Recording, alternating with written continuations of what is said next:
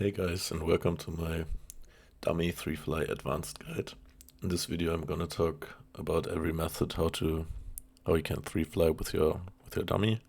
I already did a video on dummy 3-flying, but I kind of just explained the custom config and gave it to you. So if you haven't watched that, be sure to check that out first.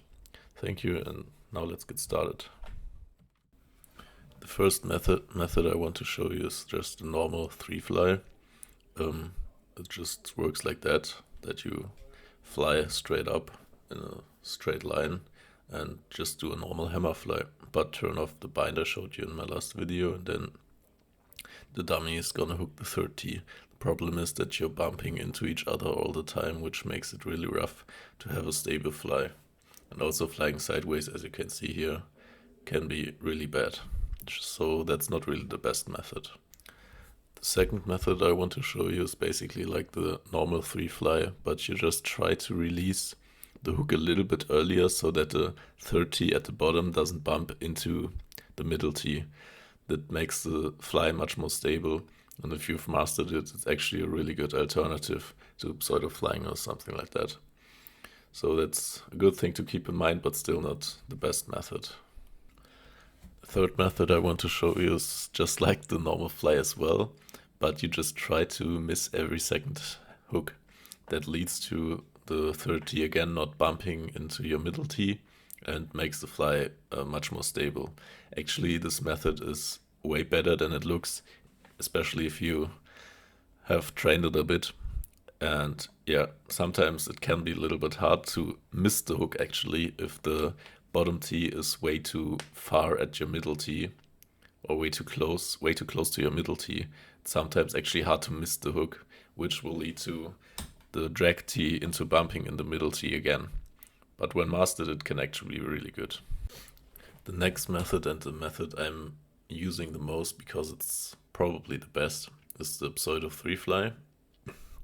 It just works in a way that you just pseudo fly and hammer and hook in a really specific timing so that your dummy actually hooks as well, because if you hit hook and hammer at the same time, you won't hook. So you have to do it, like you can see on the screen, like a little bit in a shifted timing. It is really good because it makes the fly very stable and creates also the possibility to move left and right really nicely. The most important thing about it is that you try to always stay in the line with your 3 tees. The last thing I wanted to share with you is a technique that I didn't see until like 2 weeks ago or something, or 1 week ago even. And it was developed and made up by a Chinese player actually. I saw him playing on EU servers with 200 ping right here and recorded him, because I've never seen that.